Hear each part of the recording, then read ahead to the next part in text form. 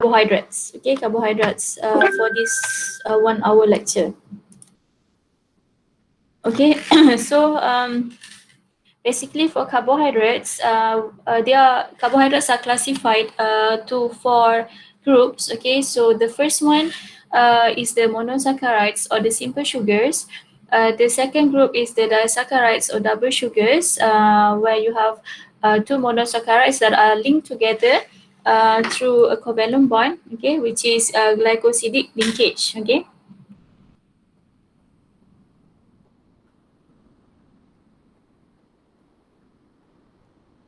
Linkage. So for this glycosidic linkage, we have three types, which is 1,4, 1,2, and also 1,6. Okay, later we will look at where can we find these three different glycosidic linkage.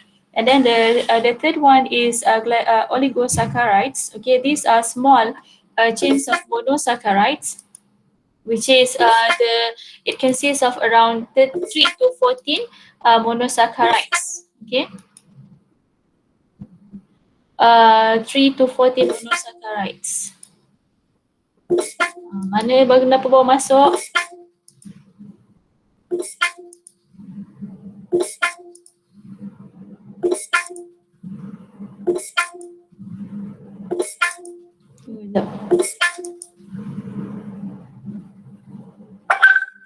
Okay, so for oligosaccharides,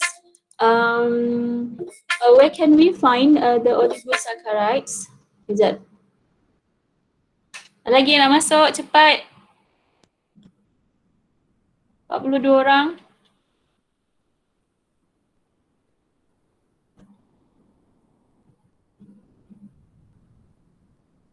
Okay, so for oligosaccharides, they are usually found, for example, bound to proteins that are embedded in the plasma membrane of cells. Okay, so for example here, this is the membrane. Okay, the membrane, your cell membrane, and the cell membrane, as you know, it is made up of phospholipid bilayer like this. Okay. The hydrophilic heads, okay, and then the hydrophobic tail, and then you have protein embedded in the phospholipid bilayer.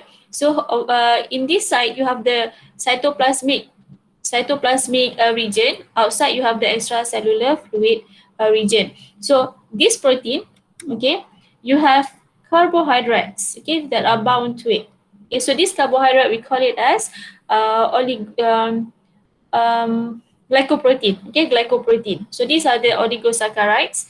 Oligosaccharides that are bound to protein, we call it as glycoprotein. So they have specific function, of which we are going to look at the function of this structure, glycoprotein, in chapter 3 lah. Dia punya function kita akan tengok masa chapter 3. So the next one, the next class is the polysaccharides or complex sugars. So for complex sugars, basically we have several groups. You have the glycogen, the starch, the cellulose, okay, and also chitin. Okay, so those are example of complex sugars, and usually the monomers that involves in the formation of complex sugars, you have alpha glucose and also beta glucose. Okay.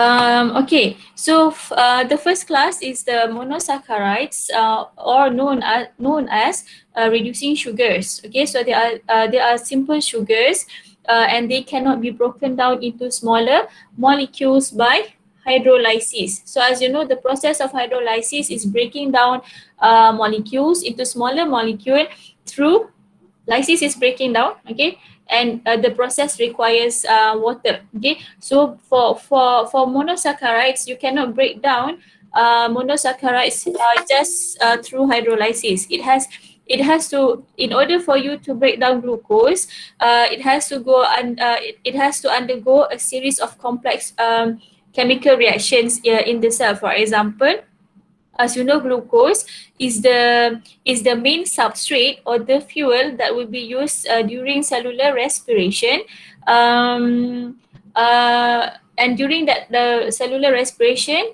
the glucose will be broken down, and at the end you will have the formation of energy in the form of ATP. So in the process of breaking down glucose in cellular respiration process, the glucose will be broken down in the first stage of cellular respiration. It will be broken down into two molecules of three carbon sugars. As okay, so glucose. Okay, glucose is a 6 carbon sugar, and through cellular respiration, the first stage of cellular respiration, it will break down the 6 carbon sugar, which is glucose, into two molecules of 3 carbon sugars. Okay, so it has to be broken down using a series of chemical reaction involving many enzymes. Okay, so tak boleh nak pecahkan dia melalui hydrolysis sahaja. So this is the basic molecular formula for monosaccharides. Okay, CH2O N. So N is the number of carbon. So this is the molecular formula for glucose, and then you can classify monosaccharides based on by looking at the position, okay, or the location of carbonyl group or the number of carbon in the carbon skeleton. Okay, so as you can see here, okay, so if you want to classify monosaccharides just by looking at the number of carbon atoms in the structure of the monosaccharides, okay, so if the sugar has three carbon, so it is a triose. Okay, so example is glyceraldehyde and dihydroxyacetone. Glyceraldehyde is actually the sugar that is formed, okay, by through the breakdown of glucose. Okay, glucose during the first stage of cellular respiration. Okay, so you can find glyceraldehyde in one of the stage of cellular respiration. Same goes to dihydroxyacetone. It is produced, okay, during cellular respiration from the breakdown of glucose. And then the next one is pentose, which is a 5 carbon sugar. So example is ribose and ribulose. Ribose, as you know, okay, it is the component of nucleotides of RNA. Okay, so kita ada two types of nucleic acids. We have DNA, we have RNA. Okay, so what is the difference between DNA and RNA? For DNA, it has the 5 carbon sugar is deoxyribose. For RNA, the 5 carbon sugar is ribose. What is the, nanti kita tengok what in DNA, the monomers for DNA is nucleotides. Okay, what is the component of nucleotide? It has base, it has 5 carbon sugar, and it has phosphate that is linked to the 5 carbon sugar. Okay, so for RNA, okay, so the 5 carbon sugar is ribose. For DNA is deoxyribose. So for ribulose is one of the sugar that is found in one of the step of photosynthesis. Okay, photosynthesis, as you know, it is the process of which where plant, okay, produces sugar or food using light and energy. Okay, so ribulose is one of the chemical molecule that is produced before it is converted into glucose. Okay, and then the next one is hexose, which is a 6 carbon sugar. So this is the most common to you, which is glucose, fructose, galactose. Ini dah jumpa daripada sekolah lagi. Okay, so okay, so the next one, how can you classify monosaccharides is by looking at the position of the carbonyl group. So this is the molecular formula of carbonyl group, C double bond O. Okay, so if the monosaccharides it is aldose sugar, okay, or aldehyde sugar. The position of carbonyl group is located at carbon number 1. Okay, at the end of carbon number at the end of the molecule, which is usually at carbon number 1. And another type is ketose or ketone sugar. So the position of the carbonyl group okay, is at the middle. Middle tu bukannya maksudnya dekat carbon yang ketiga ke keempat ke. So it means that it is located at carbon number 2. Okay, so macam mana awak nak ingat kalau macam aldehyde dengan ketose ni yang mana carbon number 1 ke carbon number 2 ke. So aldose, ingatlah awal. Kan awal, carbon number 1, A, awal. Ketose kan, kat tengah. Macam tu je lah kalau nak ingat, kalau confuse ke kan. Contohnya. Alright. Okay, so this table, it shows you the different types of monosaccharides. Okay, so so these are the 3 carbon sugars, triose. Okay, these 2 molecules. Okay, and then this is the 5 carbon sugars, and this is the 6 carbon sugars, hexoses. So so this one aldose, and these are ketoses. So as you can see, for aldose, the position of the carbonyl group is located at carbon number 1 for each of the monosaccharides. Okay, for ketose, the position is at carbon number 2. 1, 2, 3, 4, 3, 4, 5, 6. Okay, 1, 2, 3, 4, 5.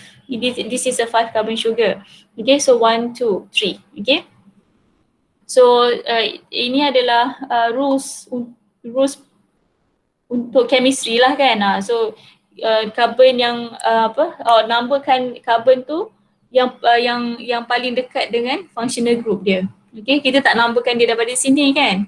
Kita numberkan carbon yang paling dekat as carbon number 1 dengan functional group tu. Okay.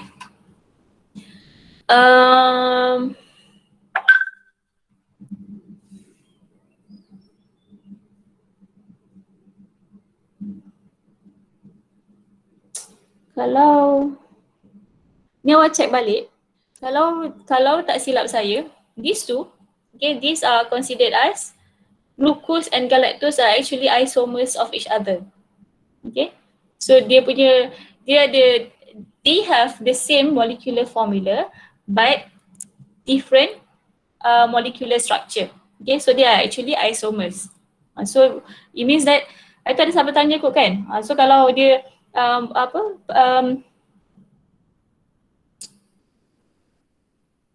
isomers ni kan, so dia punya chemical properties dia sama ke lain? So lain lah kan, so glucose lain, galactose lain kan, fructose lain, right? So they are actually isomers. Okay, they have a same molecular formula but different of molecular structure. Okay, so the next one is monosaccharides. Okay, the properties of monosaccharides. So monosaccharides they have sweet tastes. Okay, gula kan, so they have sweet taste, and then that they can be crystallized. They are polar due to the presence of many hydroxyl groups. So as you can see from the structure, they have so many hydroxyl groups. So when they have so many hydroxyl group, so it causes the molecule to be polar and can dissolve in water. Okay, so can dissolve easily in water. So for monosaccharides, they have reducing properties. Okay, so therefore they are considered as reducing sugars. All right. So how to detect the presence of reducing sugar in a food sample? For example, you are going to test whether your bread or your milk, okay, contain reducing sugar or not. So you are going to test your food using Benedict tests. Okay, so you are going to use what? Benedict solution or Benedict reagent. So what is the color of Benedict reagent? So it is blue in color. So why is it blue? Because it has copper 2 sulfate. It is an alkaline solution of copper 2 sulfate. Okay, so so what is the reaction that involves in when you mix? Okay, so you have, for example here, ini adalah sebenarnya apa? Explanation untuk awak punya discussion untuk eksperimen 1 tu nanti. So tapi awak boleh baca lagi lah nanti. This is just a brief overview lah.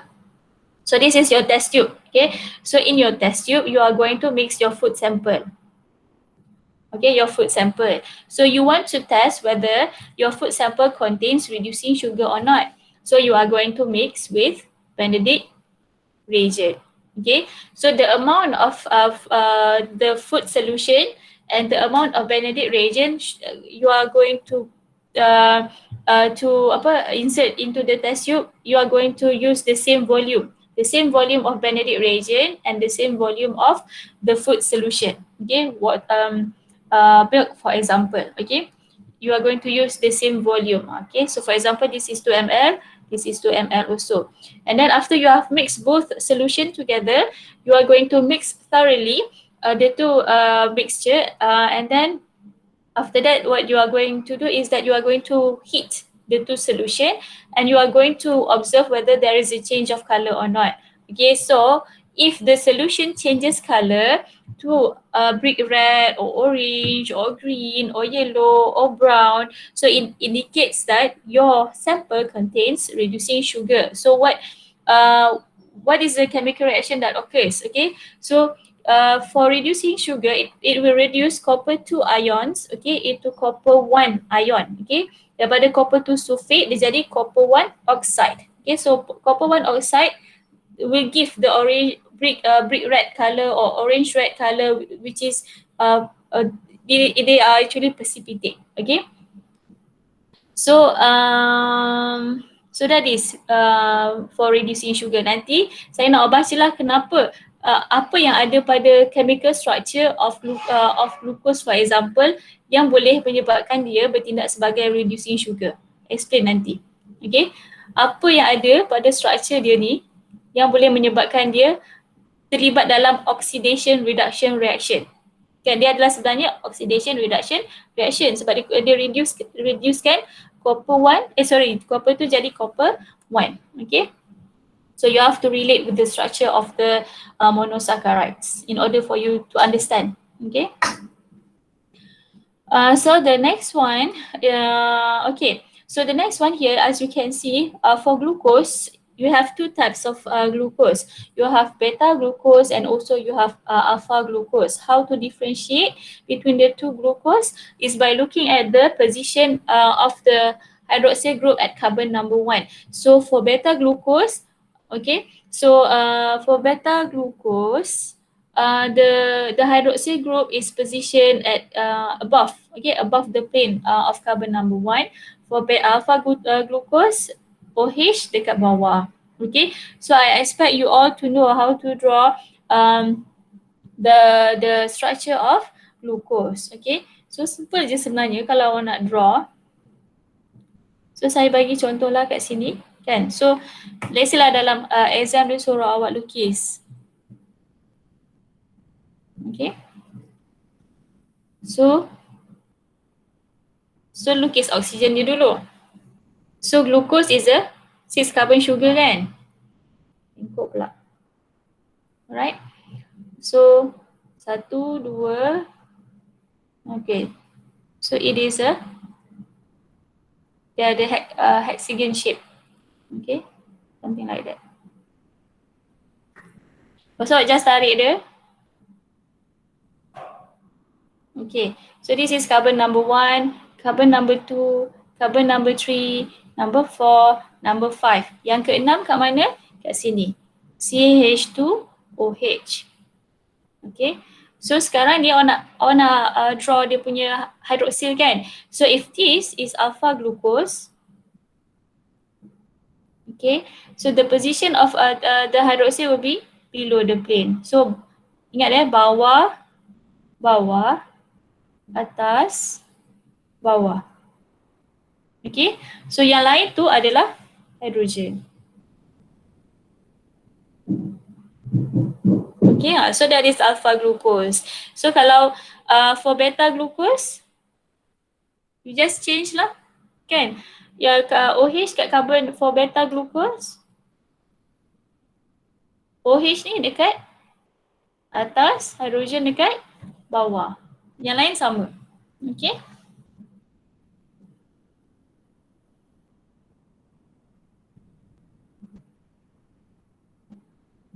Okay, so that's the next one. It explains to you. Okay, so for monosaccharides, they are usually exist in your monosaccharides usually exist in cells. Okay, in living cells. So in living cells, they have aqueous environment. Okay, your cytoplasm is an aqueous environment. So for monosaccharides, okay, so in order for the molecule to be in a stable state, okay, they cannot exist in a linear form. They have to exist in ring form, in ring structure. Okay, so just convert je lah daripada ring kepada ring structure.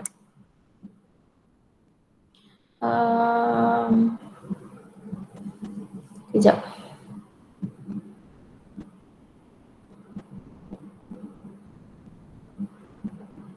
Okay, so carbon number 1 connected to carbon number 5, okay, through oxygen here. Okay, so ingat kat sini bukan ada carbon, kat sini ada oxygen. Okay, so far dalam exam dia tak adalah suruh awak dia bagi structure fructose, suruh awak jadikan dia ring structure macam ni kan. Ini dia tak pernah tanya, tapi you have to know this. Okay, you have to know the ring structure for glucose, you have to know the ring structure for fructose at least. Okay, these two you have to know. The ring structure for glucose and the ring structure for fructose. Okay, so far dia tak ada tanya untuk ring structure of galactose. Any je, ring structure of glucose and fructose. Okay, so the next one is disaccharides. Okay, so a disaccharide is formed when dehydration or condensation reaction joins two monosaccharides. So when the two monosaccharides are joined together, it involves the formation of covalent bond, which is glycosidic linkage. Awak boleh guna je mana glycosidic linkage ke, glycosidic bond ke, boleh juga, mana pun boleh, saya terima je. Okay, so glycosidic linkage ada 3 jenis lah. 1,2 glycosidic linkage, 1,4 glycosidic linkage, ada comma 1,6 glycosidic linkage. Okay, so characteristics of disaccharides, it is the same as monosaccharide. It is soluble in water, it is sweet, and it can be crystallized. Okay, crystallized. Okay, so the most common disaccharides here, you have the maltose, sucrose, and lactose. So maltose is the combination between glucose and glucose. So maltose is a reducing sugar, and they can be found in malt sugar, in germinating barley, grains, and also they can have this function, okay, as respiratory substrate. What does it mean? It means that the maltose can be broken down into glucose and glucose and can be used for cellular respiration, okay, cellular respiration, to generate energy in the form of ATP. Okay. Okay, so for sucrose, which is cane sugar, it is combination between glucose and fructose. Okay, so they can be found in sugar cane, beetroot, which is the source of your sugar, table sugar, and then also they are the main form of carbohydrate that is transported in plant. Okay, so so they are non-reducing sugar. Kalau sucrose, non-reducing. Maltose and lactose, they are reducing sugar. So lactose is milk sugar. It is the combination between glucose and galactose. It is found in milk and source of energy. Samalah juga as respiratory substrate for cellular respiration to generate energy in the form of ATP. Okay, so saya nak bagi awak homework untuk awak cari, especially dia berguna untuk awak discussion untuk lab report nanti, untuk eksperimen 1, kenapa maltose, lactose, monosaccharides kita consider dia sebagai reducing sugar. Okay, again you have to look at the structure of the sugar, and you have to concentrate basically at carbon number 1 ni. Saya bagi clue dia berkaitan dengan carbon number 1 dalam ring tu. Okay, and the function of the carbonyl group. Okay, carbonyl group ni dia memainkan peranan dalam gula tu bertindak sebagai reducing sugar. So saya dah bagi 2 clue, carbon number 1 and carbonyl group. Alright. Okay, so okay, so this is the reaction, okay, for the formation of maltose and sucrose. Okay, so the same as we have looked at for the formation of dipeptide last week. Okay, so where you want to attach together monomers, okay, to form polymers. Okay, it is through the mana ni?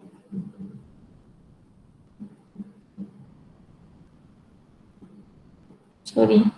Okay, it is through condensation reaction or dehydration reaction. So obviously it involves the formation of water. Okay, so here is glucose. Yang ini dalam soalan again dia boleh tanyalah kan, draw the formation of maltose for example. So you have to know how to draw the glucose. Okay, so ini saya bagi, ini awak kena tahu lukis lukis cantik sikit lah. So alpha glucose 1, 2, 3, 4, 5 and 6. Okay, another glucose.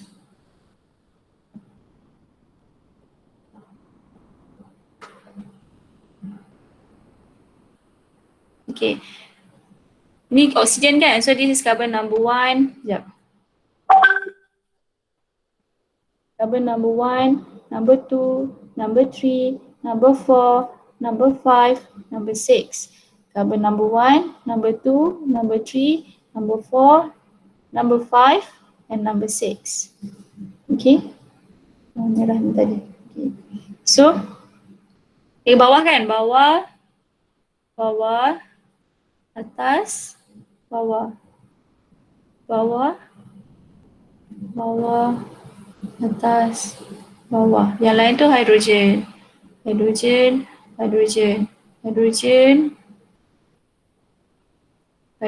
ini CH2OH, the 6 carbon. Okay. So because it is reaction, kita tambah plus lah, plus sign. Okay, so now you want to remove the water. Okay, so the water you will remove OH here and hydrogen here. So yang tinggal adalah oksigen. Ini saya nak emphasize sikit, selalu yang salah tu apa dia. So ini adalah air. So air, formation of water. So the next one is the products. Okay, so the product just gabung je lah. So gabung ni kena hati-hati. Saya lukis kat sini. So dia saya tak muat.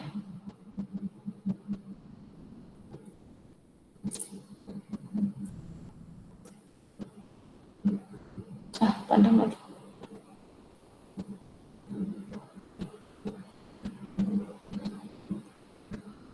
Okay, yang ini for this one. Okay, and then this one is this one.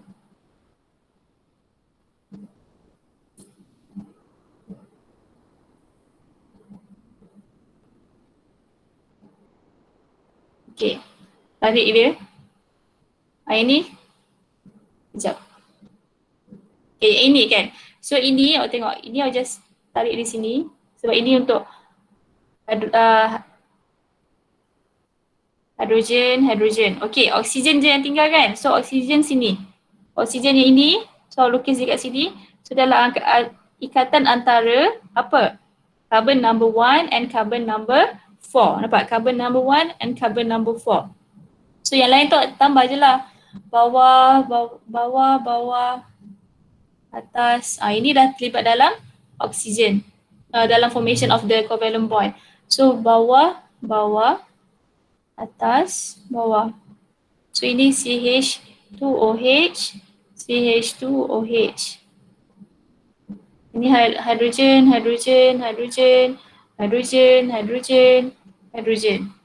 Okay, so as you can see, so why is the bond is named as 1,1,4?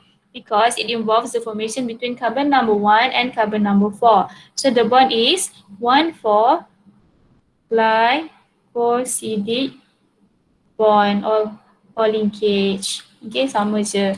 So markah yang awak kan again awak nak gain tu nanti adalah apa? Markah apa? Ada tiga markah usually. So formation of water 1, okay, the product 2 marks, okay, the bond You bond the linkage correctly, 3 marks. Okay, the third mark.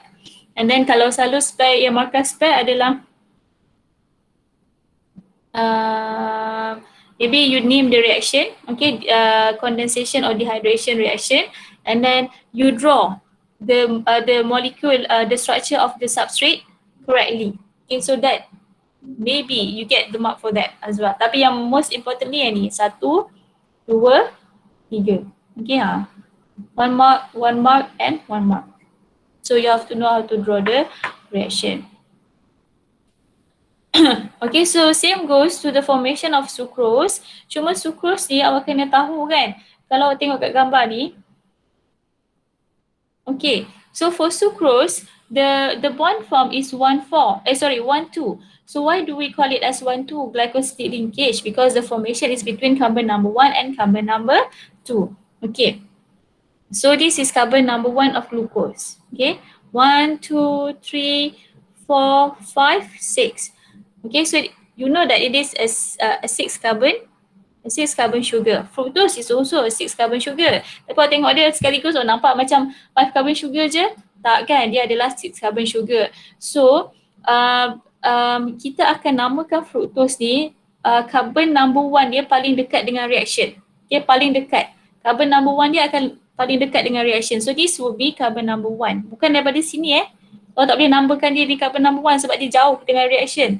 So yang paling dekat dengan reaction is carbon number 1, carbon number 2, number 3, number 4, number 5, number 6. Okay, walaupun dia nampak macam pentose, tapi it is actually a 6 carbon sugar where you have oxygen here. Okay. So, the formation, you have the formation of water. So you remove OH from carbon number 1 and H from carbon number 2. Okay. Carbon hydroxyl of carbon number 2. Okay, so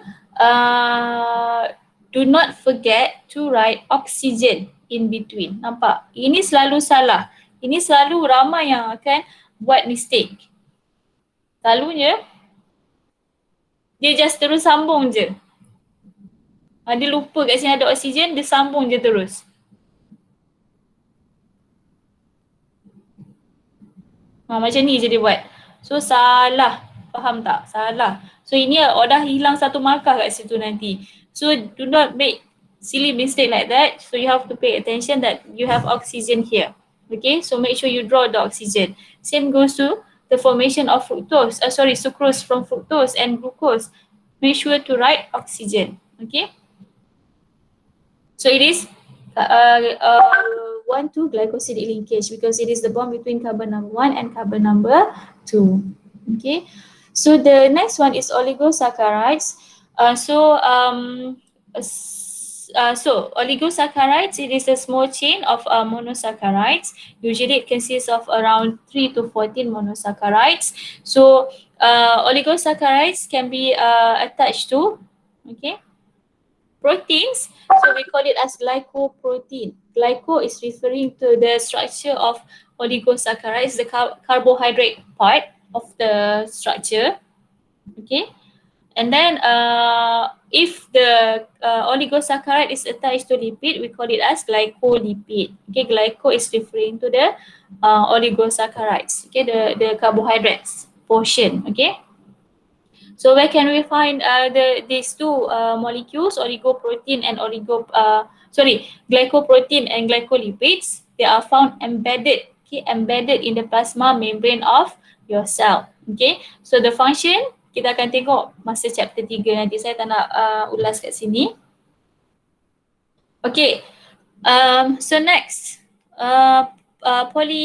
polysaccharides. Okay, so polysaccharides are polymers of sugar. So they have storage and structural structure. Storage and structural roles. Okay, so for storage, the type of polysaccharides that function as storage is glycogen, starch. Okay, glycogen, starch, and then the one that have structural roles are this one. Okay, cellulose, chitin, and murin. Okay, in storage. Structural roles. Okay, structural roles. So the structure and function of polysaccharides are determined by its sugar monomer and the position of glycosidic linkage. Okay. So polysaccharides are important as food storage and building materials for the cell or the whole organism. Okay, so cellulose, as you know, it is the component of plant cell wall. Chitin is the component of exoskeleton of insects. Okay, food storage. Okay, so there are carbohydrate storage in plants. So these are carbohydrate storage in animal, right? So starch. Okay, so starch. Apa dia Syalif?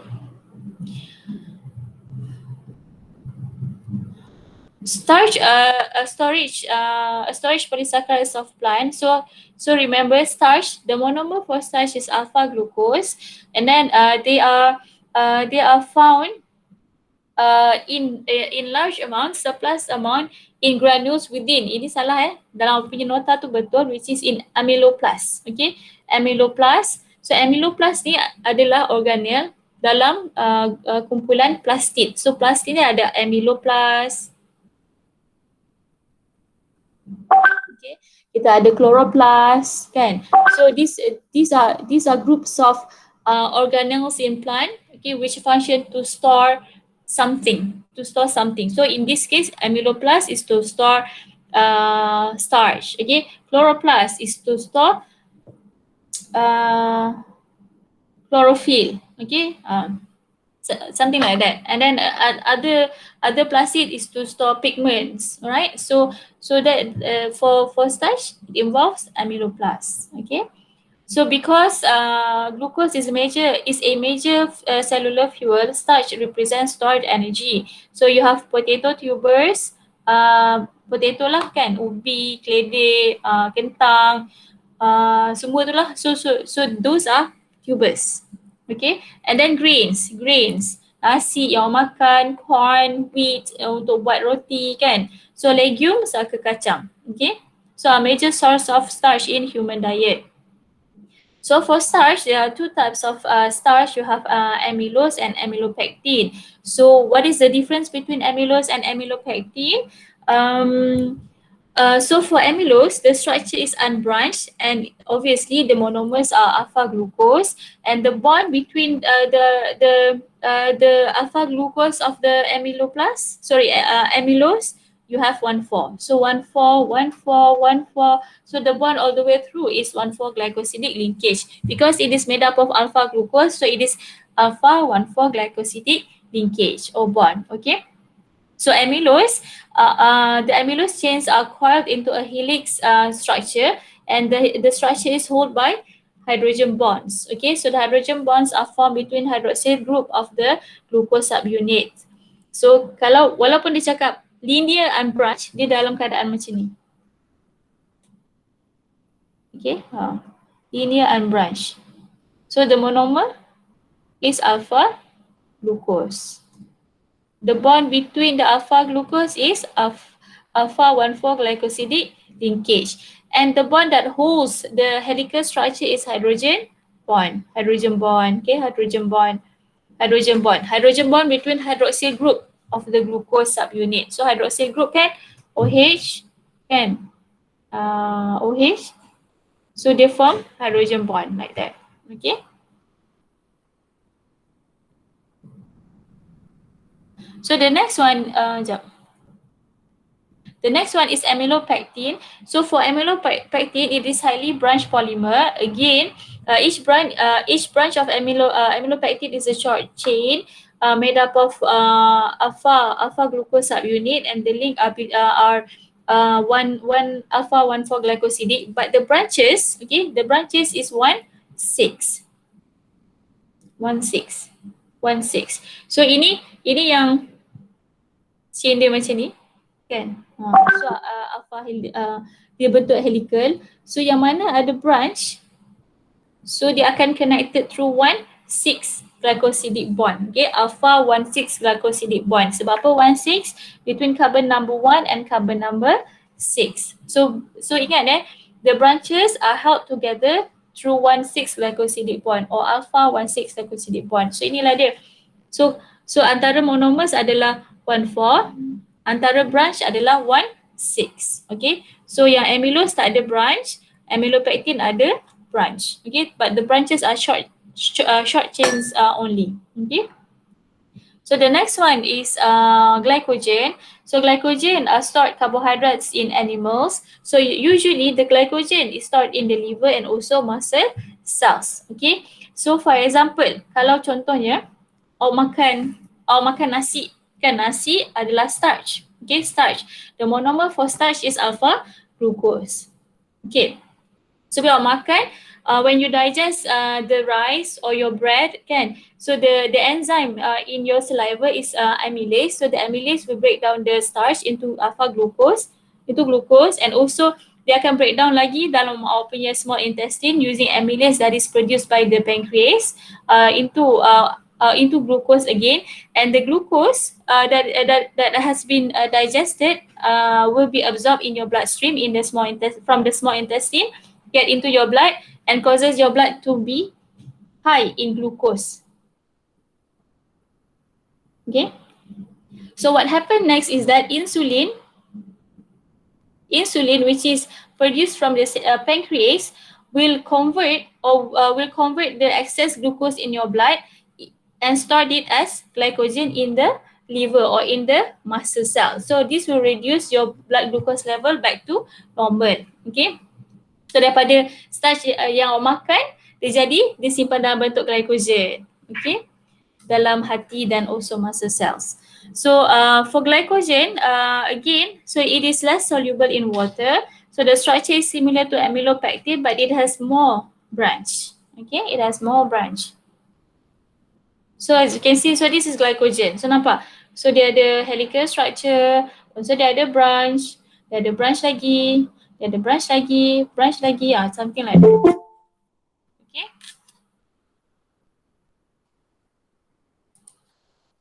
Dia ada branch lagi. So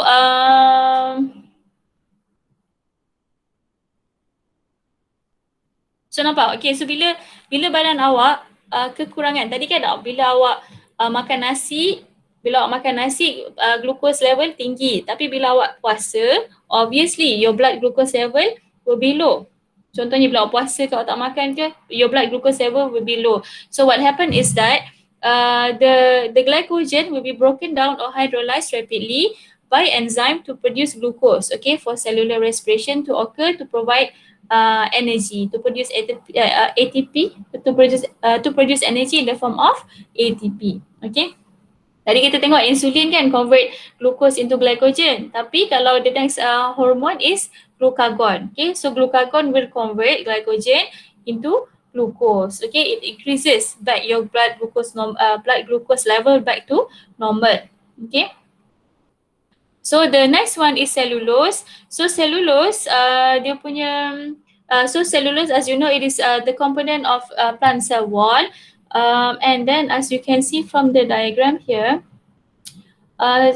kalau untuk cellulose, the component is made up of beta glucose. Cellulose, it is made up of beta glucose.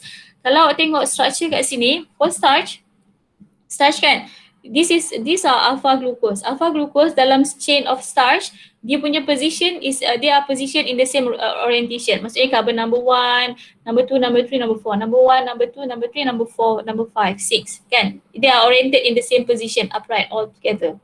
Okay, but for beta glucose, the beta glucose in cellulose, they are positioned upside down, okay, with respect to its neighbor. So maksudnya this is upright and then dia terbalik, upright and then terbalik. Okay. Right, upright and then terbalik. So itu dalam cellulose. Okay, nampak carbon number 1, number 2, number 3, number 4, number 5, number 6. Tapi ini dia terbalik. This is carbon number 1, number 2, number 3, number 4, number 5, number 6. Nampak? 6 kat atas, 6 kat bawah, 6 kat atas, 6 kat bawah. So they are arranged upside down to each other. So that is beta glucose in cellulose. Okay. So for cellulose, they are long and branch. Okay. Chain of beta glucose, and they are run parallel to one another.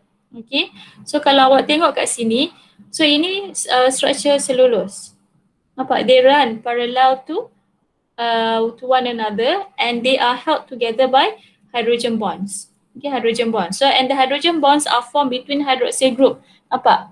Hydroxyl group kat sini ada hydroxyl group. Carbon ni ada hydroxyl group. Carbon ni ada hydroxyl group. So, they are held together by hydrogen bonds. Okay. Ini just masa nak habis, ini just saya go quickly. So chitin kan, so chitin is a component of insects exoskeleton, and then dia punya monomer dia insects exoskeleton and also crustacean. Crustacean tu maksudnya contoh dia apa? Crabs, okay, crabs. And then so dia punya monomer dia sama juga dengan beta glucose, nampak? OH kat atas, tapi pada karbon yang nombor 2 ni, kalau beta dia ada OH kan, tapi dia tukar dengan nitrogen containing appendages. Okay, so kita jumpa dia kat chitin of exoskeleton, and also it can be used for making flexible surgical thread. Okay, and the next one is murine peptidoglycan, which is bacterial cell wall. So it is composed of both polysaccharides and also amino acids. So murine ada dua-dua, polysaccharides dan juga amino acid. It is the component of bacterial cell wall. Okay, so that's it. Ada soalan tak nak tanya?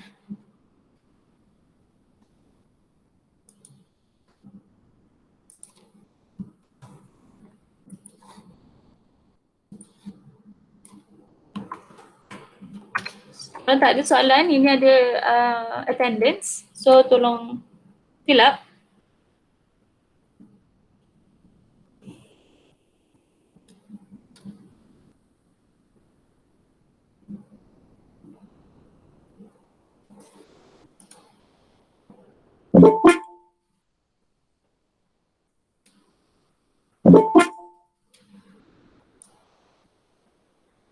Dalam ni masih ada S9 dengan S10 yang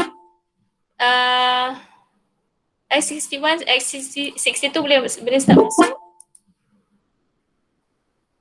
Yang lain ada soalan tak? Tak ada, madam. Tak ada. Okay, so kalau tak ada, harap awak faham.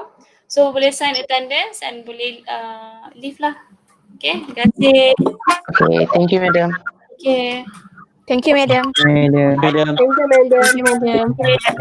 Okay.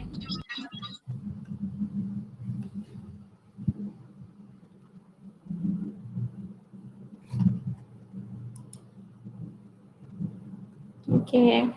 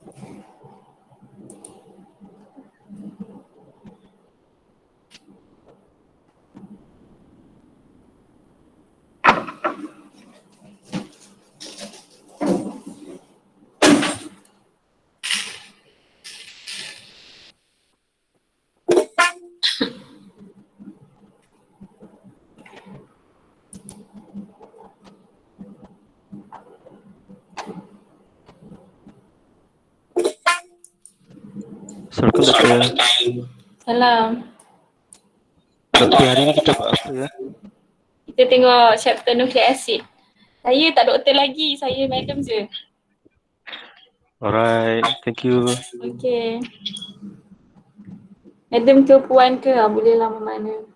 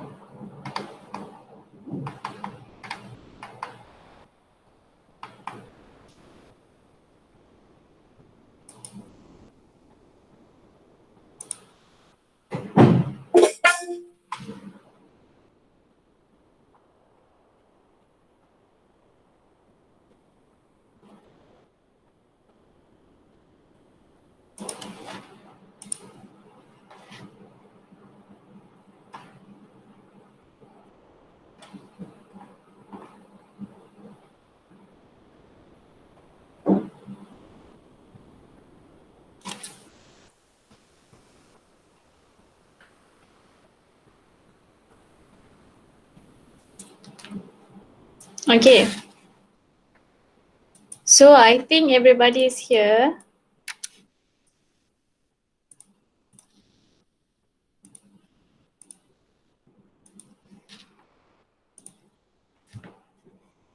Okay, so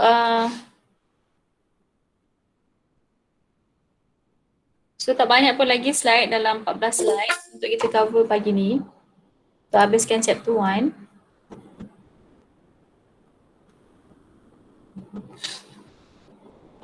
Okay. So for today's lecture, we are going to look at nucleic acids. Okay. So it says here the amino acid sequence of a polypeptide is programmed by a unit of inheritance called genes. Okay. So what does it mean? Saya punya nota lain sikit tau pada nota awak, as you know. Tapi basically content dia sama je. Saya tak ingat sama ada nota awak ada statement ni kita. Ada tak statement ni dalam nota? Ada. Ada. Faham tak apa yang statement ni nak cakap? Tak berapa jelas. Tak berapa jelas. Okay.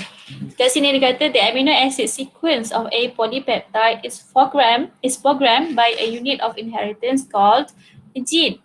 So a gene consists of DNA, which is a nucleic acid made up of monomers, which is nucleotides. So kat sini untuk statement yang pertama tu tadi awak kena faham. Okay, yang ini. Okay. Yang ini adalah awak punya sel. Okay. Dalam sel awak ada apa? Ada nukleus. Bila dalam sel awak ada nukleus, obviously dalam sel ada apa? DNA. DNA in your nucleus is so big. Okay. It's so big, it contains so many information, and the information are stored in segment within the gene, within the DNA, we call it as gene. So kat sini contohnya. So ini segmen yang pertama, segmen yang kedua, segmen yang ketiga, keempat dan seterusnya. So ini gene 1, gene 2, gene 3, 4 dan seterusnya. So this gene, they code for the synthesis of certain protein. Code for the synthesis of protein. So the synthesis of protein, they occur in the cytoplasm. Kenapa dalam cytoplasm? Sebab dalam cytoplasm ada organelle, we call it as ribosome. Ribosome is the organelle that is responsible to synthesize the protein. Okay. Tapi kalau gene, dia code. It stores the information untuk hasilkan sesuatu protein. Protein in this case can be anything. It can be enzyme, it can be hormone, insulin contohnya kan, whatever protein that your cell requires. Okay. So in this case, for example, okay, this portion of the gene is to synthesize enzyme A. Okay. Ini untuk synthesize enzyme B contohnya, yang gene 3 ni. So this information from this segment, from this gene will be copied. Okay, the information will be copied in the form of mRNA. So mRNA is a single chain. Dia adalah sejenis RNA, okay? So mRNA in the form of mRNA, single chain. So this mRNA will exit the nucleus. Okay, it exit the nucleus, enter into the cytoplasm, where in the cytoplasm you have so many protein molecule. Amino acid. Okay, amino acids. So in the cytoplasm you have ribosome. So ribosome, this is ribosome. Ribosome, it consists of large and small subunit. Yang ni kita akan tengok masa chapter 2 lah. Okay, so what happened is that the mRNA, okay, the mRNA will go in between the subunit. Okay, so the ribosome will read the code on the mRNA, and then what happened next is that the next type of RNA, which is tRNA, okay, tRNA, this is tRNA, okay, will bring the specific amino acid to the DNA to synthesize the protein. In this case is enzyme A. Okay, so dia akan bawa the protein. So dia akan bawa the tRNA will bring the amino acid to the ribosome. The ribosome will code the code on the mRNA and synthesize the protein. So this is the protein produced, which is enzyme A in this case. Okay, itu maksud dia dengan statement yang tadi.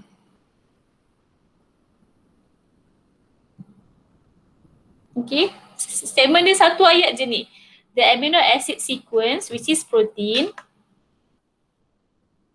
kan, protein, amino acid sequence.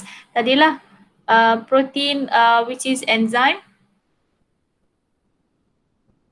Protein which is enzyme. Tadi yang saya bagi contoh apa? Enzyme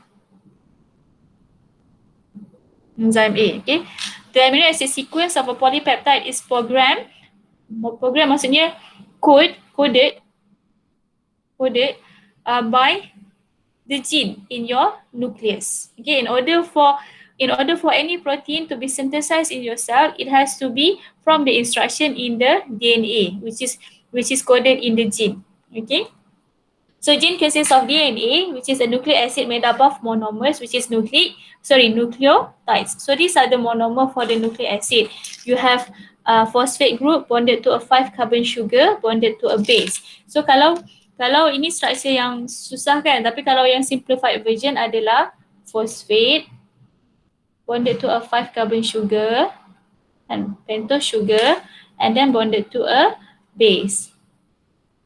So base can be adenine, thymine, guanine and cytosine. Ini kalau dia adalah base daripada DNA. Tapi kalau dia base daripada RNA, dia adalah adenine, uracil, guanine and cytosine. You replace thymine with uracil.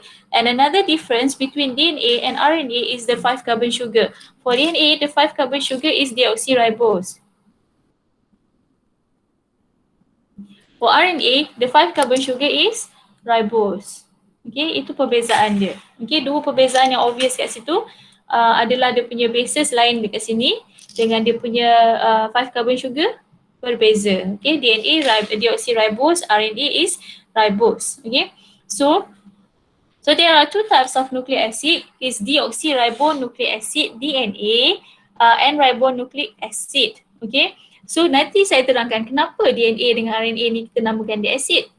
Okay, so DNA provide yang ni saya terangkan berpandukan dia punya structure nanti. Okay, so DNA provide direction for its own replication. So DNA direct synthesis of mRNA, which is messenger RNA, through and through mRNA control protein synthesis. Yang saya cakap tadi lah, yang saya explain tu tadi tu kan, daripada kod dalam DNA dia akan hasilkan mRNA pergi ke dalam cytoplasm untuk synthesiskan protein. Okay, kalau saya tak sure dalam syllabus SPM dah belajar ke belum, dia adalah sebenarnya proses transcription and translation. Okay, yang tu kita akan belajar dengan lagi detail dalam semester 2 lah nanti. Okay, transcription translation dalam chapter genetik. Okay, so protein synthesis occurs in the ribosome. So for RNA, actually from here as you can see, there are 3 types of RNA. Kita ada mRNA, kita ada tRNA, kita ada rRNA. So mRNA copies information from the DNA. tRNA, it carries amino acid tu tadi kan, amino acid dalam cytoplasm. You have in the cytoplasm so many amino acid. So the amino acid will be carried by specific tRNA to the ribosome. Okay, in the process of synthesizing the protein. Where can you find the rRNA? rRNA stands for ribosomal RNA. Okay, ribosomal RNA is the component of ribosome tu tadi. Kan, saya cerita tadi ribosome kan. So ribosome dia ada large subunit, dia ada small subunit. So actually the ribosome is made up of ribosomal RNA combined with protein. Okay, so itu adalah komponen dalam ribosome. Dia adalah combination antara protein dan juga rRNA. Okay, So basically, for the cell to synthesize mRNA, tRNA, rRNA, all it occurs in the nucleus. Okay, the synthesis of these three RNA occurs in the nucleus. Okay, it occurs in the nucleus sebab daripada nak hasilkan tiga-tiga RNA ni adalah daripada instruction daripada DNA. Okay, so protein synthesis occurs in the ribosome. Okay, so in the DNA, the sugar is deoxyribose. RNA is ribose. Yang macam saya explain tadi lah. So DNA, RNA. So this is deoxyribose, this is ribose. Kenapa deoxy? Tengok pada carbon number 2 dia ada hydrogen sahaja. Kalau ribose dia ada hydroxide. Okay, deoxy it means that at carbon number 2 it is lacking an oxygen. Deoxy. Okay, deoxyribose. So dia kekurangan satu oksigen dan ada hidrogen saja. Tu je. Yang lain struktur dia sama. Okay. Carbon number 2 ada hydroxyl, carbon number 2 ada hydrogen. Okay. Okay, so the next one is it says here when you combine the monomers together, the nucleotides together, it forms polynucleotides. Macam amino acid lah kan. Amino acid jadi polypeptide. Monosaccharides jadi polysaccharide. So sekarang ni awak attach together nucleotides dia jadi polynucleotides. Poly tu banyak lah. So each polynucleotide is made up of monomer called nucleotides. Okay, nucleotides yang tiga komponen tadi, phosphate, sugar, deoxyribose ataupun ribose. And then kita ada base, nitrogenous base. Okay, so these are the component of a nucleotides. Okay, nitrogenous base, pentose sugar, and a phosphate. Okay, so what is nucleosides? Okay, nucleosides is the portion of a nucleotide without the phosphate group. Okay, tanpa phosphate kita namakan dia sebagai nucleosides. Sugar and also base sahaja. Okay, sugar and nitrogenous base. So this is we call it as nucleosides. With phosphate kita panggil dia sebagai nucleotide. Okay. So this is the polynucleotide strand. Okay, so this is the polynucleotide strand. Okay, so as you can see from the diagram here, when you attach one nucleotide to another nucleotide, you form polynucleotide. Okay, so kat sini dalam DNA ataupun RNA awak kena bagi dia punya directionality. Maksudnya awak kena tahu punca mana awal, punca mana akhir. Kat sini kat ujung ni kita namakan dia sebagai 5'N, kat sini sebagai 3'N. Kenapa 5'N? Kat hujung ni dia start dengan carbon sugar tu, dia start dengan carbon number 5. Okay, which is carbon number 5, it is attached to a phosphate. Nampak? Phosphate kat sini, yang kuning tu phosphate. Ini adalah awal dia. Nucleotide yang pertama, first nucleotide. And at the end of the strand, you have the last nucleotides. Okay, so dia end dengan carbon number 3. So this is carbon number 1, number 2, number 3, number 4, number 5. Okay, so kita pergi tengok balik kat structure sugar ni tadi. Okay, awak kena tahu macam mana nak numberkan carbon ni in order for you to know which end is 5' and which end is 3'N. So awak kena tahulah, okay, this is carbon number 1, this is carbon number 2, carbon number 3, number 4, number 5. Number 5 will attach to what? Phosphate. Carbon number 1 will attach to the base. Okay, carbon number 3 dia ada OH. Ini adalah poin yang sangat signifikan. Kenapa? Carbon number 3 akan terlibat dengan tindak balas dehydration reaction in order to form polymer. Okay, carbon number 3 ni akan terlibat dalam polymerization. Okay, carbon number 3 is the region where it involves in the dehydration or condensation reaction, where you will later remove the OH, okay, in order for you to attach the monomer together. So kalau awak tengok kat sini, okay, so as you can see here, so this is carbon number 1, Carbon number 2, number 3, number 4, number 5. Number 1, number 2, number 3, number 4, number 5. Ini number 1, last one. Number 1, number 2, number 3, number 4, number 5. Let's say in this chain, you want to add another nucleotide. So the nucleotide is always added at the 3' end. Or tak boleh nak tambah dekat 5' end. Sebab 5' end, okay, ada phosphate attached to it. So no reaction can occur. Okay, no reaction can occur. You can only add new nucleotide to add. You always have to add at the 3' end. Okay, where in the reaction it will remove the OH. Okay, OH ataupun H. Nanti kita tengok reaction dia. Okay, so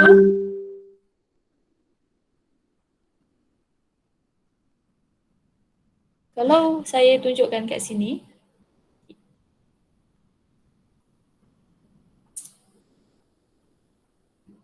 right.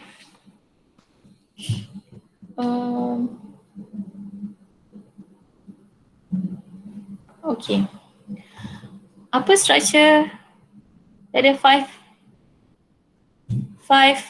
carbon sugar. Okay. 5 carbon sugar is attached to phosphate. Okay. And then carbon number 1 is attached to a base. So this is the first nucleotide. Okay, so carbon number 1, number 2, number 3, number 4, number 5. Okay, ini ada OH. Okay, kita tengok jap.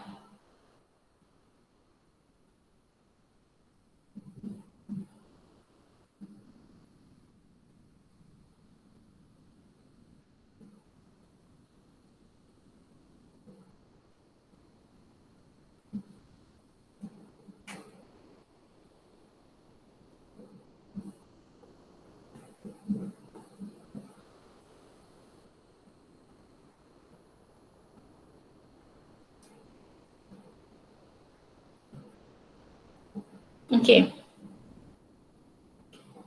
Okay, so kalau tengok the second base, orang nak tambahkan dia kan. Okay, saya bagi warna hijau lah. Okay, the second nucleotide. Okay, bila orang nak tambah dia,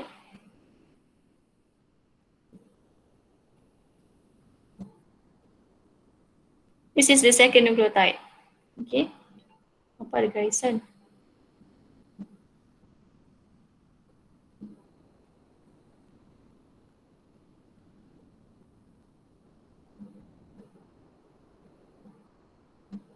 So base. Ni lah, let's say lah ada ni, ini ada ni, ini adalah thymine lah, let's say kan. So ini carbon number 5 which is attached to a phosphate. Okay. So dalam tindak balas polymerization dehydration reaction tu, okay. So phosphate ni dia formula dia P ada PO berapa tadi?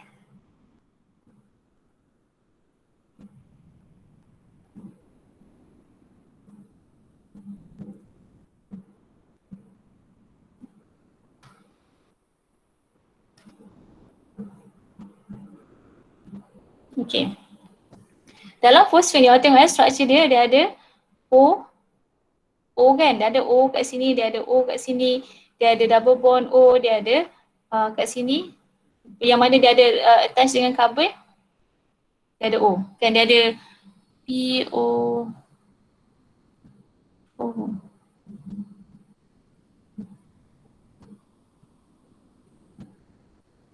Apa formula dia? Saya tak ingat lah. PO4 2 negatif macam tu. PO4 lebih kurang lah, saya tak ingat. Ingat tak? PO4 saya tak ingat lah apa formula dia. Tengoklah kat P 2 negatif, betul lah kan ni kan yang saya tulis kan? PO4 2 negatif. Okay.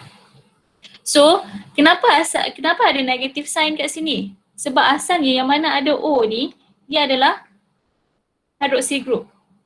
Dia adalah hydroxy group. Yang mana ada O negatif ni, dia adalah hydroxy. Bila dia dalam keadaan dalam aqueous solution, hydroxyl ni akan release hydrogen into the solution.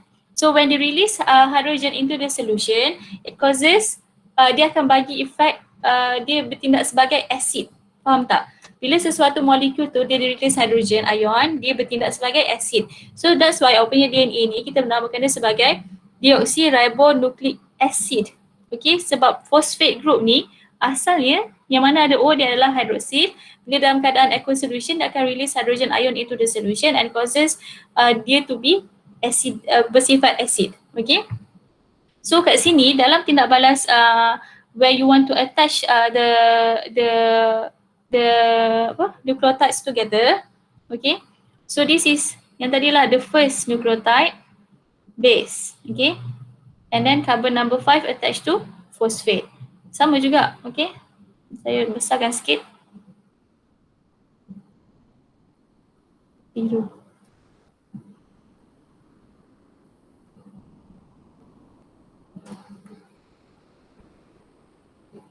Okay, phosphate. Okay. So this is carbon number 1, number 2, number 3, number 4, number 5. Number 3 ada OH. Okay, yang ini sama juga. Ini carbon number 1, number 2, number 3, number 4, number 5. You cannot add new nucleotide at the 5' end, tak boleh. So you always add the 3' end sebab 3' end ada OH. So in the reaction of dehydration reaction tu, so OH will be removed. Okay, OH will be removed and then the carbon number 3 of the first nucleotide will attach to the phosphate, okay, of the second nucleotide that you want to attach. So this is what we call it as phosphodiester linkage. Okay, phosphodiester linkage.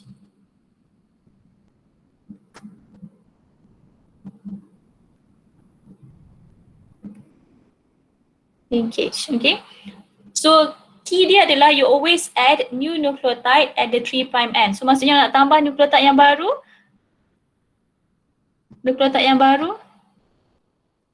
Okay, always at the 3' end. Always at the 3' end. Okay, you always add new nucleotide at the 3' end.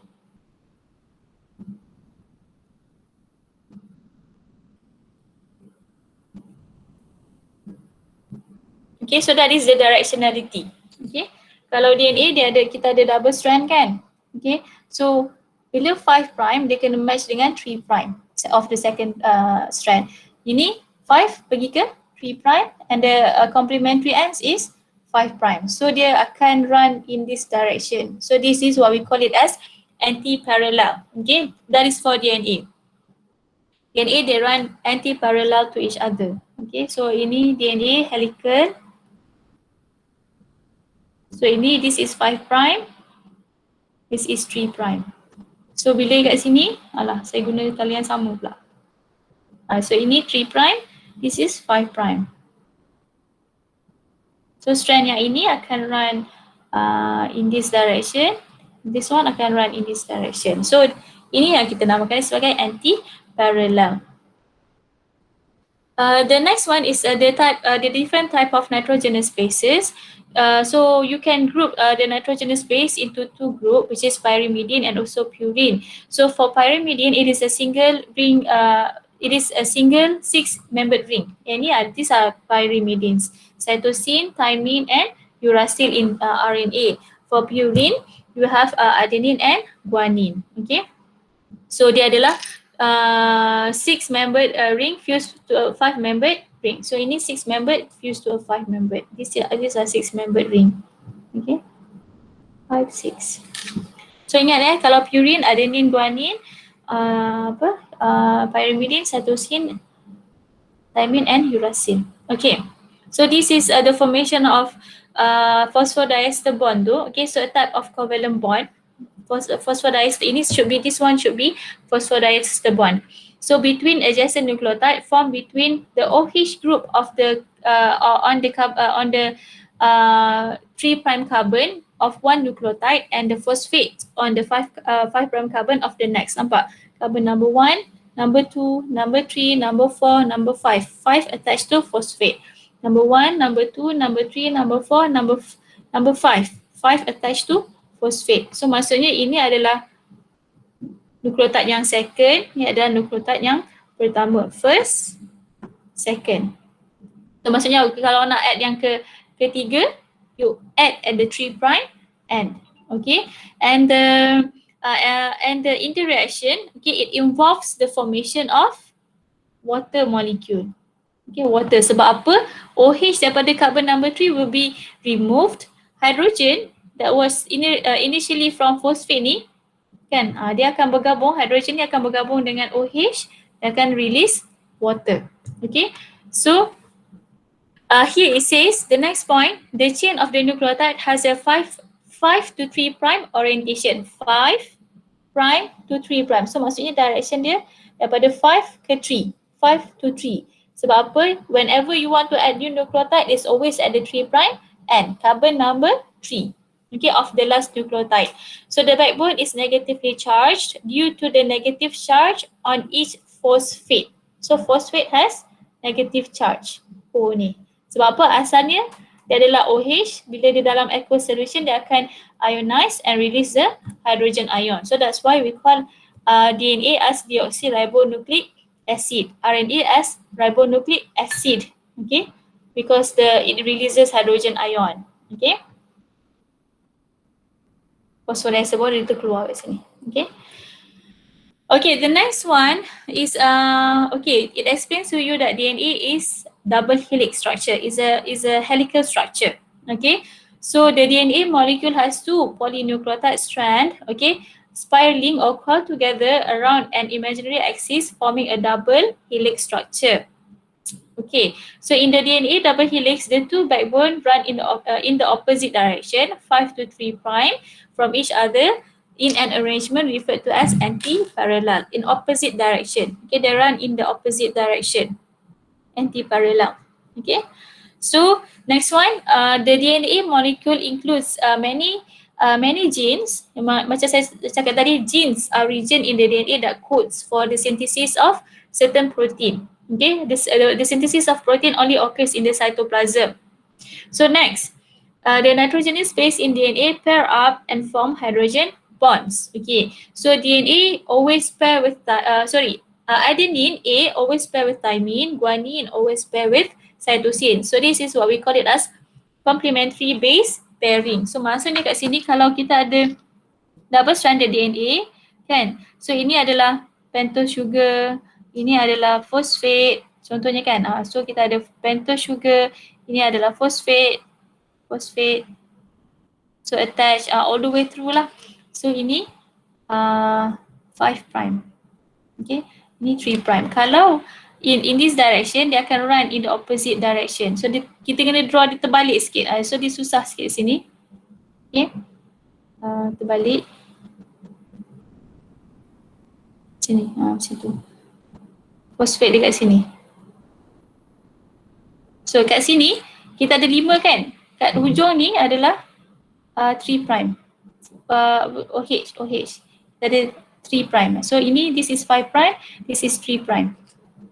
So ini run ke bawah, ini run ke atas. So bila kat sini, let's say for example ada base adenine, sini kena pair dengan apa? Thymine. Bila sini ada guanine, kena pair dengan cytosine. Okay. So always macam tu. Adenine dengan thymine, guanine dengan cytosine. Okay.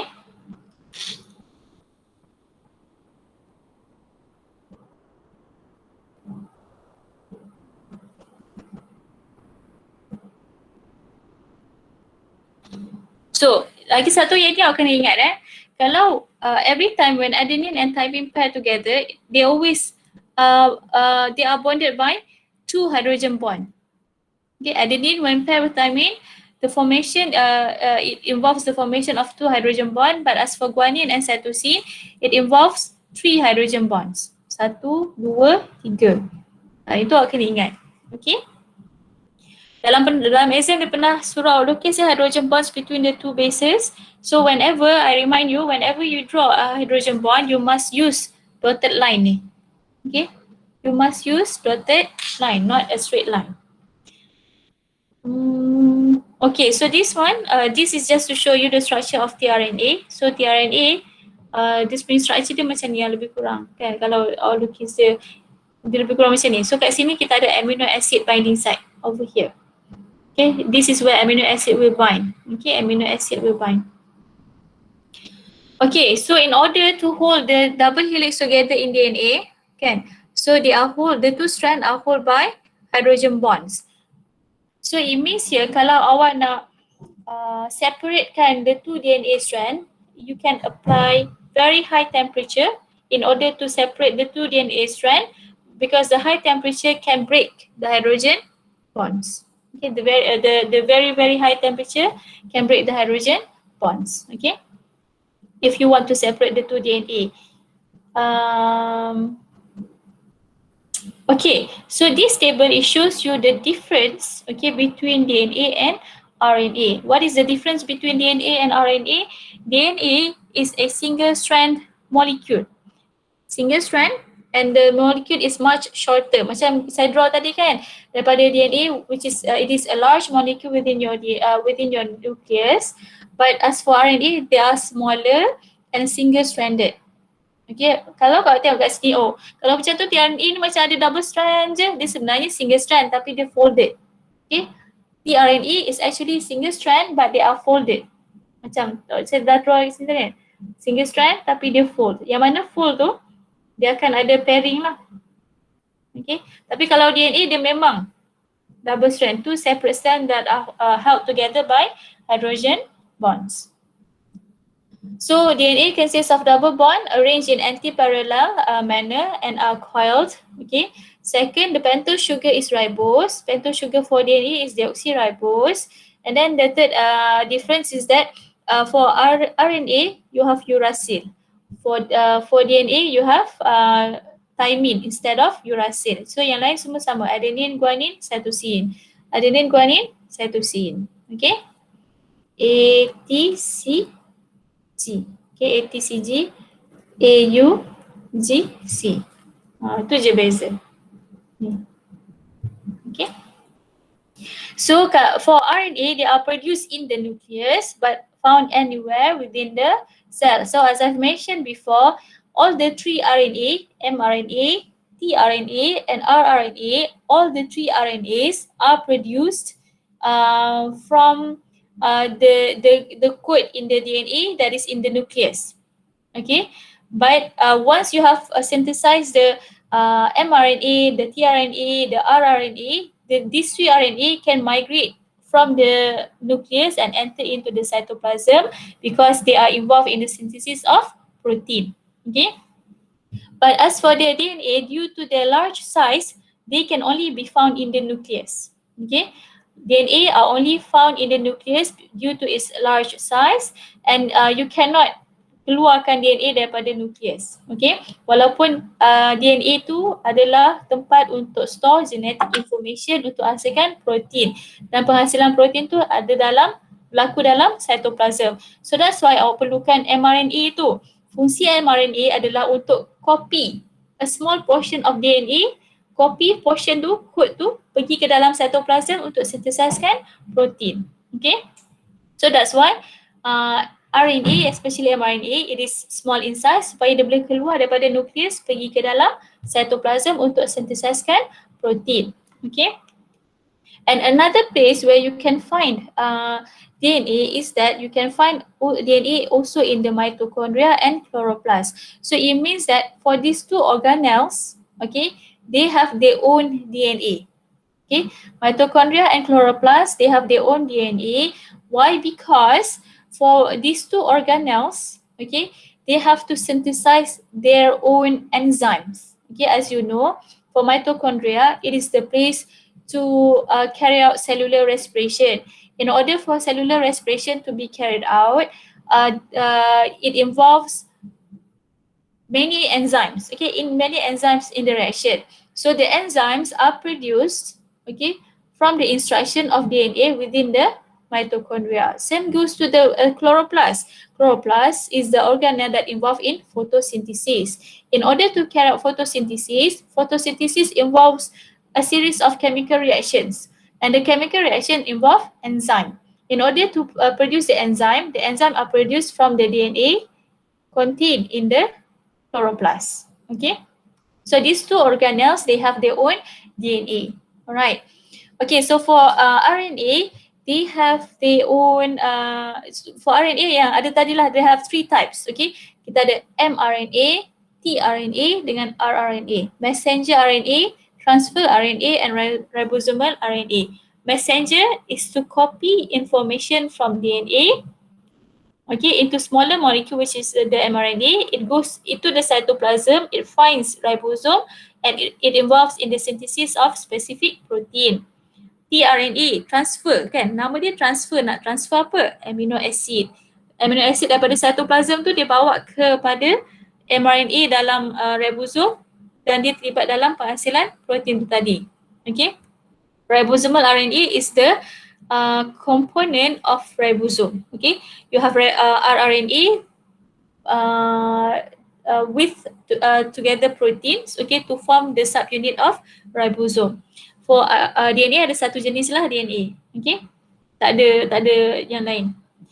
So RNA, the size is much smaller. For DNA, the size is much larger.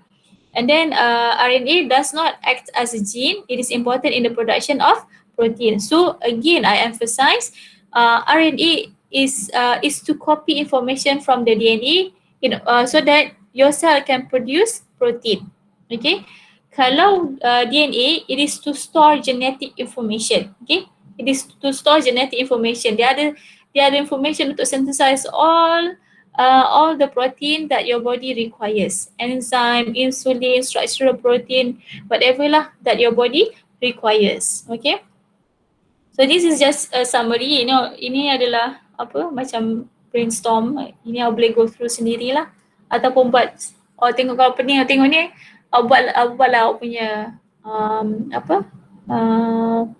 chart yang lain. Okay, so basically for macromolecule kita ada protein, kita ada karbohidrat, kita ada lipid, kita ada nucleic acids. Okay, protein, carbohydrates and nucleic acids are polymers sebab dia ada monomers. Tapi kalau lipid, they are not considered as polymers. Okay, sebab dia adalah a large molecule itself. Okay, kalau kita ada lipids, kita ada 3 jenis kan. Kita dah tengok steroids, phospholipid and also triglycerides. Okay.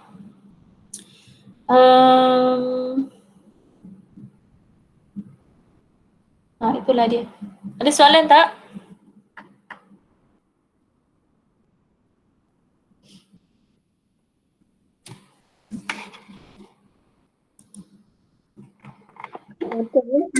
Ya. Untuk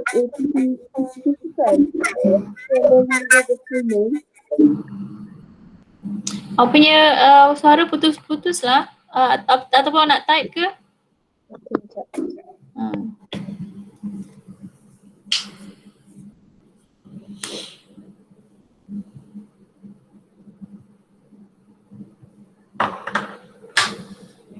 Alisa ni tak boleh masuk ya?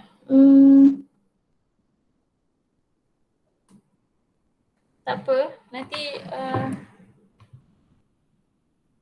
suruhlah dia WhatsApp saya. Dia dah boleh masuk ke belum? Dia ada masuk ke tak ni?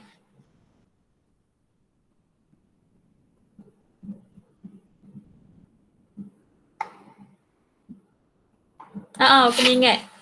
Tak susah pun kan? Adenin, thymine, guanin, cytosine. Okay. Ataupun adenin, uracil, guanin, cytosine untuk RNA. Kena ingat. Structure adenin guanin ni, ring structure tu tak perlu ingat. Ring structure dia tak perlu ingat. Cuma kena ingat nama dia je, nama panjang je.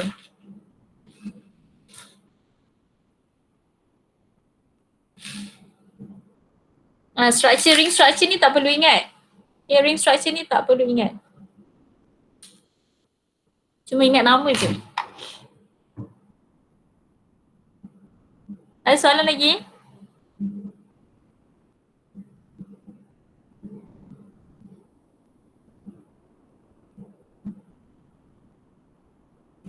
Function of each RNA. Tadilah kalau dalam mana sel saya tadi?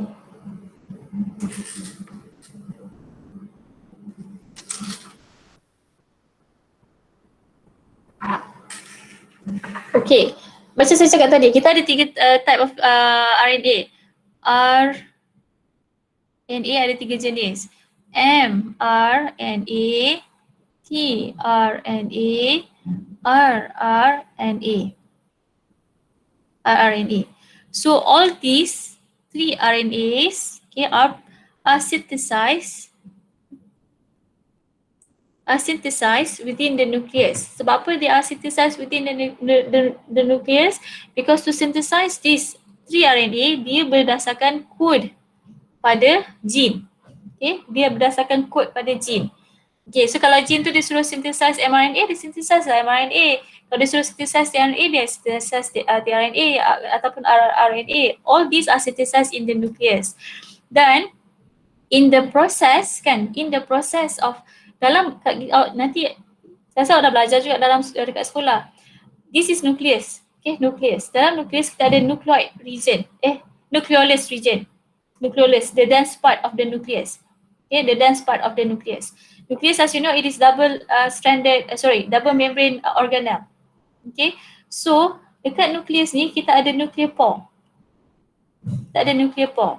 So the function of this nuclear pore is to allow protein from outside, okay, to enter into the nucleus. This protein daripada luar ni, this protein bila dia masuk, dia akan bind dengan RNA yang jenis rRNA.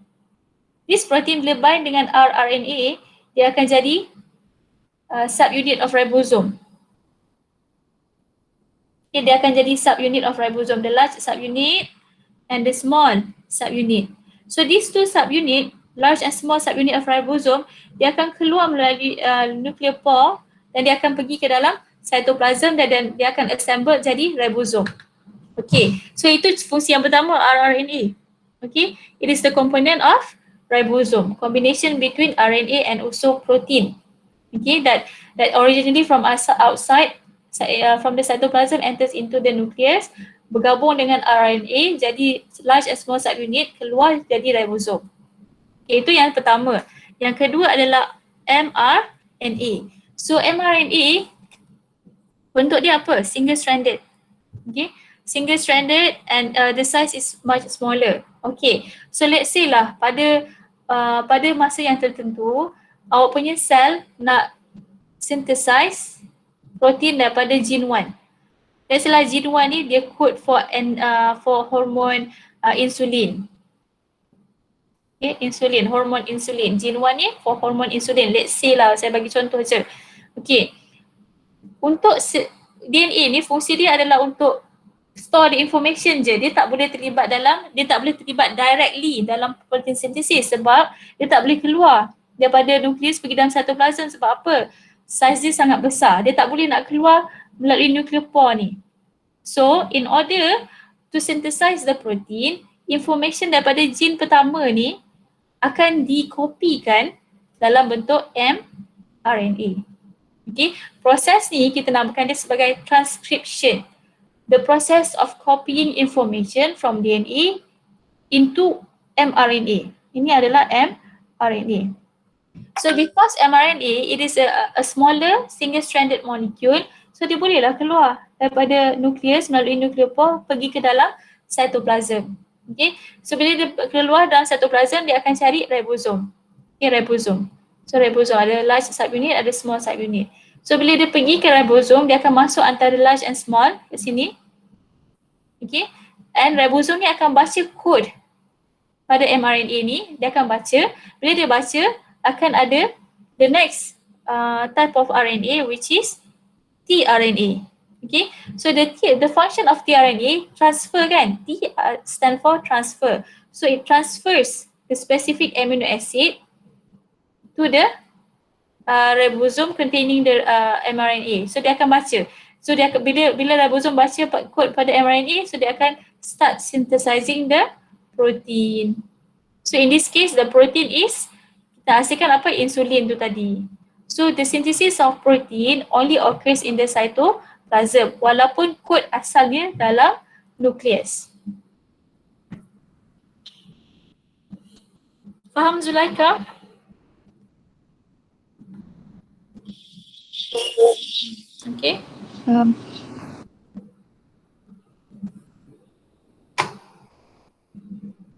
Ada soalan lain? Madam. Lepas ribosom baca kod tu, dia berubah ke jadi benda tu macam enzim semua tu? Dia tu siapa? Dia berubah. Dia tu siapa dia? Ribosom. Ribosome adalah organel. Dia tak berubah jadi apa-apa. Dia jadi diri dia je lah. Ribosome kan? Ribosome adalah organel. Kau dah belajar kan ribosome adalah the organelle that involves in protein synthesis. Protein factory kan? So macam mana nak synthesiskan protein tu, macam mana nak dapatkan information tu daripada mRNA yang terhasil daripada nukleus.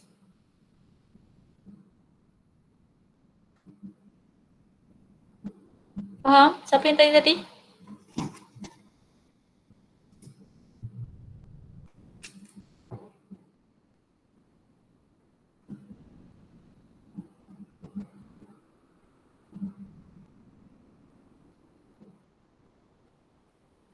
Faham tak? Boleh, Madam. Okay. So macam tu lah, bergantung pada gene mana yang nak hasilkan protein apa. Okay. So untuk hasilkan protein dia melibatkan tiga-tiga RNA ni. mRNA copy information from DNA. tRNA it transfer amino acid to the ribosome to synthesize the protein. rRNA is the component of ribosome.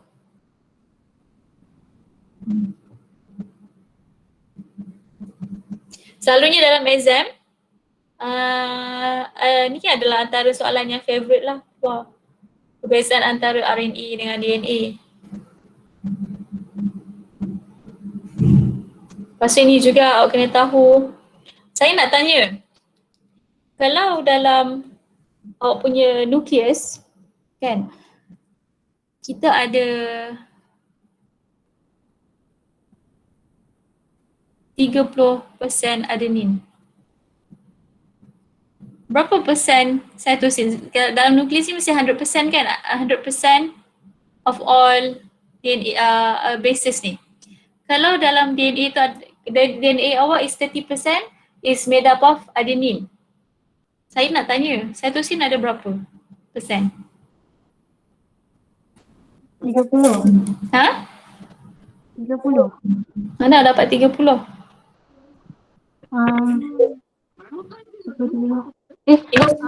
20.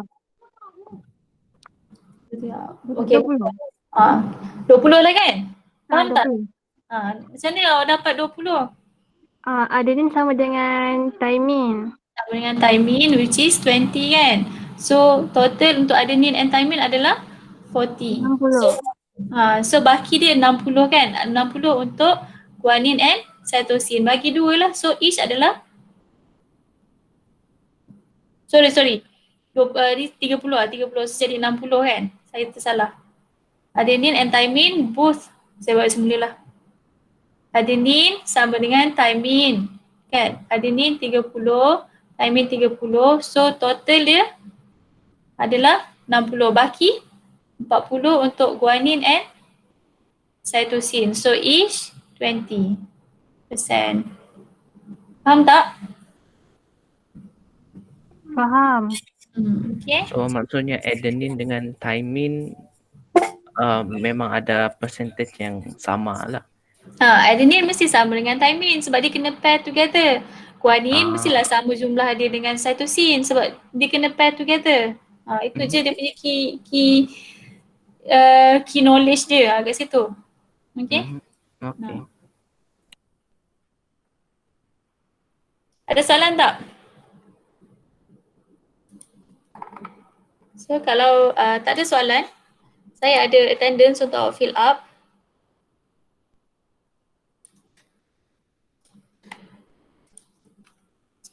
Sekejap.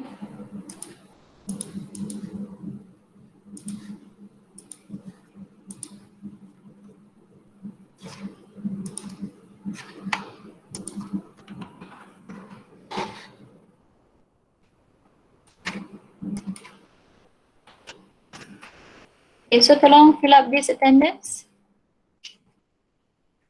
Kalau dah fill up, bolehlah leave the link. Terima kasih.